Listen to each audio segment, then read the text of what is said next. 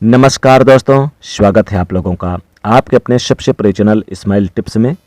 नवरात्रि के किसी भी दिन इस वृक्ष को छूकर आ जाना, तत्काल गरीबी मिट जाएगी। नवरात्रि की हार्दिक शुभकामनाएं। हमारे धर्म शास्त्र में देवी के अनेक स्वरूप कहे गए हैं, जिसमें वृक्षों को भी माँ देवी का स्वरूप कहा जाता है। तो आज मैं आप लोगों को पावन वृक्ष के बारे में बताऊंगा। नवरात्रि के पावन पर्व चल रहे हैं। नवरात्रि के पावन पर्व में कुछ ऐसे वृक्ष हैं जो कि देव वृक्ष कहे गए हैं, देवी वृक्ष कहे गए हैं। ये देवी के स्वरूप होते हैं और हमारे धर्म में पेड़ पौधे को देवी देवता मानकर हम इनकी पूजा पाठ करते हैं और हमें पूजा पाठ जरूर करनी भी चाहिए।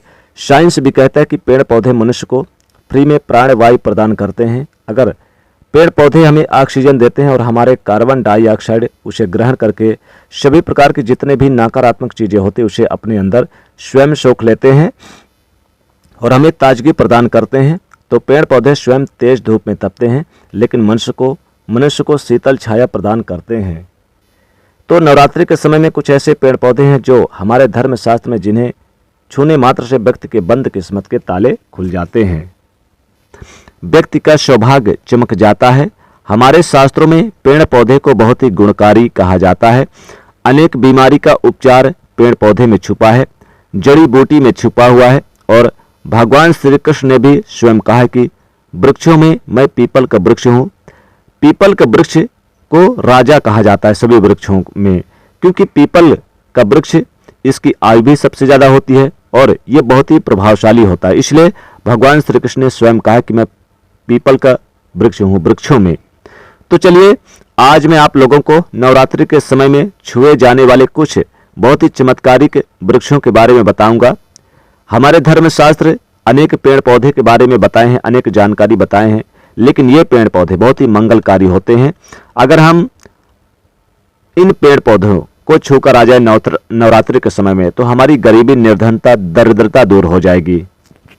खास करके जो नवरात्रि का समय होता है, नवरात्रि के समय में शक्ति का पर्व कहा जाता है। शक्ति पर्व क्यों कहा जाता है? क्योंकि इस समय अचेत वस्तु जो होती है वह भी चेतना युक्त हो जाती है। अर्थात इस समय जो शक्ति हमारे धरती लोक में आ जाती है। नव दुर्गा को क्या बोल सकते हैं? शक्ति बोल सकते हैं। तो माता रानी इस धरा पर आती हैं तो जितने भी पेड़ पौधे होते हैं, वृक्ष होते हैं, जीव जंतु होते हैं, चल अचल सभी प्रकार के जो वस्तु है वो सब में प्राण आ जाते हैं, सब में शक्ति निहित हो जाते हैं, जागृत अवस्था में हो जाते हैं। तो इसमें कोई भी पेड़ पौधे हैं जाकर उन्हें छू करके आ जाएं। खास करके देवी जो स्वरूप कहे गए हैं पेड़ पौधे, तो जाकर के आपको बस ऐसे छू करके आ जाना है। तो आपके जीवन की परेशानी है, दुख है, गरीबी है, निर्धनता है, तकलीफ है, कष्ट है, रोग है, बीमारी है, कलह है, कलेश है, जीवन में बहुत बड़ी समस्या है, सब समस्या समाप्त हो जाएंगे। आज मैं आप लोगों को 3 पौधों के बारे में बताऊंगा। ये तीनों पौधा देव वृक्ष कहे गए हैं। वीडियो को ध्यान से देखना। अगर आज की वीडियो मिस कर दिए तो फिर सारी जिंदगी आपको पछताना पड़ेगा, क्योंकि नवरात्रि एक ऐसा पर्व होता है, एक ऐसा समय होता है, एक ऐसा यानी कि वक्त होता है। केवल 9 दिन के भीतर आपको लंबी पूजा पाठ की जरूरत नहीं पड़ती। केवल 9 दिनों के भीतर अगर आप ये उपाय कर लें तो आपकी गरीबी को आप स्वयं समाप्त होते हुए देखेंगे। ये सारे वृक्ष आपको अपने घरों के आसपास आसानी से मिल जाएंगे। अगर आप इस प्रकार की जानकारी चाहते हैं तो सबसे पहले तो आप हमारे चैनल से जुड़ जाइए सब्सक्राइब करके, और वीडियो को लाइक करिए ताकि माता रानी की कृपा बरसे। जो लोग वीडियो को लाइक करते हैं, जो लोग वीडियो को शेयर करते हैं अपने रिश्तेदारों के बीच में, उन पर माता लक्ष्मी जी की विशेष कृपा प्राप्त होती है। हमारे चैनल का मकसद है जनहित एवं जन कल्याण करना। मैं आप लोगों से बोल रहा हूं कि मेरे इस चैनल का एक ही मकसद है, हमारे चैनल पर व्यूज आए ना आए, सब्सक्राइबर बढ़े या ना बढ़े, कोई फर्क नहीं पड़ता। अगर आप में से किसी एक भी व्यक्ति का भला होता है हमारे द्वारा उपाय बताए हुए, तो फिर हमारा काम सार्थक हो जाता है, हम कृतार्थ हो जाते हैं और समझते हैं कि हम बहुत ही भाग्यशाली हैं और आपको सरल से सरल उपाय भी बताते हैं। तो कौन से ऐसे वो वृक्ष हैं जिनको आपको नवरात्रि के समय में छू करके आ जाना है? खास बात सभी दर्शकों को बताना चाहूंगा, नवरात्रि का समय जितना समय हो सके देव वृक्ष की पूजा पाठ जरूर करें। देव वृक्ष में सभी देवी देवता का निवास होता है। चलिए आप लोगों को बताना चाहूंगा कि वो कौन से वृक्ष हैं। तो दोस्तों सबसे पहले तो आप वीडियो को लाइक कर दीजिएगा। दोस्तों ये वृक्ष हमारी गरीबी को, निर्धनता को मिटाते हैं। तो पहला वृक्ष है बेल का वृक्ष। जो बेल का वृक्ष है ये हमारे माता पार्वती के पसीने से उत्पन्न हुआ। स्कंद पुराण के अनुसार जो माता पार्वती हैं ये देवी स्वरूप कहे गए हैं, अर्थात नौ दुर्गा के स्वरूप कहे गए हैं। इस वृक्ष के डाली में पार्वती, जड़ में ब्रह्मा, तने में विष्णु एवं समस्त जो हिस्से हैं उसमें भगवान शंकर बसते हैं। संध्या काल के समय, नवरात्रि के समय में शिव मंदिर के पास आप बेल वृक्ष के पास जाएं। इसके नीचे घी का दीपक जलाने से व्यक्ति धनवान, गुणवान एवं पराक्रमी बनता है। व्यक्ति की सभी प्रकार की मनोरथ पूर्ण होती है। हमारे धर्म शास्त्र यह भी कहते हैं कि नवरात्रि के समय में यदि कोई भी व्यक्ति, जी हाँ, नवरात्रि के समय में अगर कोई भी व्यक्ति बेल के वृक्ष को माता नवदुर्गा का ध्यान करते हुए 7 बार छू करके आ जाते हैं तो ऐसे व्यक्ति की तत्काल गरीबी दूर होती है। अगर उपवास व्रत रखे हैं, ध्यान से सुनिए, जो लोग उपवास व्रत रखे हैं ऐसे व्यक्ति की थकान, सुस्ती तत्काल चली जाती है। जितना हो सके नवरात्रि में संध्या काल में बेल के वृक्ष को जरूर छूना चाहिए। अनेक संत महात्माओं ने बेल के पत्ते को खाकर तपस्या की है एवं कई प्रकार की सिद्धियां हासिल की है। धर्मशास्त्र कहते हैं अगर नवरात्रि के समय में बेल के पत्ते खाया जाए तो जो व्यक्ति लंबे समय से जो मंत्र की जाप करने के बावजूद सिद्धि नहीं प्राप्ति हो रही तो बेल के पत्ते को खाने से वो सिद्धियां जल्दी प्राप्त होती है। इसके नीचे घी का दीपक जलाने से हमें सिद्धि की प्राप्ति होती है। सिद्धि का मतलब होता है कि कार्य में सफलता। तो जो लंबे समय से आपके कार्य नहीं हो पा रहे हैं उस कार्य में नवरात्रि के समय में जितने भी दिन हो सके, जब भी आपको समय मिले तो शाम के समय में घी का दीपक जरूर जला दें। और अगर कोई व्यक्ति नवरात्रि के समय में बेल वृक्ष की जड़ में दूध डालते हैं, चढ़ाते हैं तो सभी प्रकार के व्याधि दूर होते हैं। अगर सिंदूर युक्त गंगा जल चढ़ाते हैं तो व्यक्ति की गरीबी मिटती है।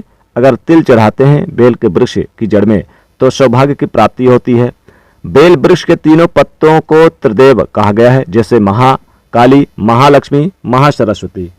तो अगर बेल के जो 3 पत्ती, इनमें से ऐम, ह्रीम, क्लीम, तो इस प्रकार बेल के तीनों पत्ते में लिखकर माँ दुर्गा को सिंदूर से लिखकर चढ़ाना होता है तो तत्काल उसी समय मनोकामना की पूर्ति होती है, कार्य में सफलता मिलती है। ये उपाय अवश्य कीजिएगा। बेल वृक्ष की जड़ में नवरात्रि में किसी भी दिन तांबे की रिंग दबा करके रख दे, यानी कि बेल वृक्ष की जड़ में गाड़ दें। फिर बाद में नवरात्रि के बाद आप नवमी, अष्टमी के दिन इसे पहन ले तो जागृत हो जाते हैं। नवरात्रि में बेल वृक्ष की ओरा बढ़ जाती है।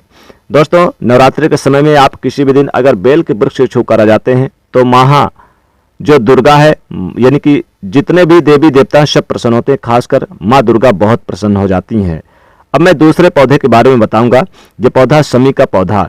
शमी के वृक्ष को स्वयं जगदम्बा का स्वरूप कहा गया है। जो शमी का वृक्ष है ये माँ दुर्गा का स्वरूप है। इस पर स्वयं माँ जगदम्बा साक्षात विराजमान रहती हैं। अगर कोई भी व्यक्ति नवरात्रि के समय में संध्या काल के समय इसे छू कर आ जाए तो गरीबी तत्काल मिट जाती है और धूप दीप जलाने से सभी प्रकार के कष्ट, परेशानियां दूर होते हैं।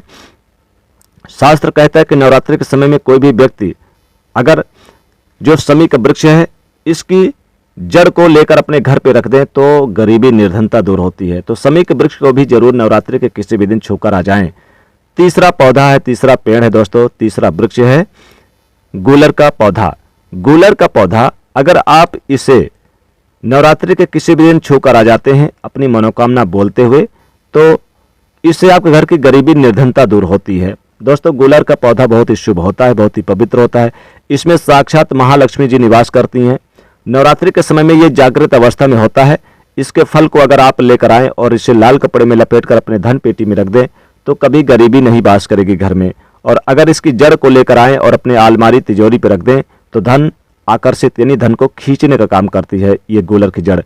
तो गूलर का जो पौधा है, जो गूलर का वृक्ष है, पेड़ है, इसे नवरात्रि के किसी भी दिन छूकर जरूर आ जाए और छूते ही अपनी मनोकामना बोले और इसके नीचे घी का दीपक जला दें। 5 बतासे इसके जड़ के, यानी इसके पेड़ पे रख दें। इससे आपकी मनोकामना पूरी होगी। 24 घंटे में आपकी मनोकामना पूरी हो जाएगी। तो गूलर का पेड़ है, जो पौधा है, बहुत ही शुभ होता है। इसे जरूर छूकर आ जाएं। इससे बहुत ही लाभकारी और बहुत ही पवित्र माना गया है। तो दोस्तों, इनमें से कोई एक भी वृक्ष अगर छूकर आ जाते हैं नवरात्रि के किसी भी दिन तो तत्काल गरीबी मिट जाएगी, जन्म जन्मांतर की परेशानी, दुख, दरिद्रता दूर हो जाएगी। तो दोस्तों, अगर आपको ये वीडियो अच्छी लगी हो तो इस वीडियो को आप ज़्यादा से ज़्यादा दोस्तों को शेयर कीजिएगा और एक लाइक तो बनता है। साथ ही कमेंट में लिखेगा जय माँ दुर्गा। आपका स्वागत है हमारे घर में।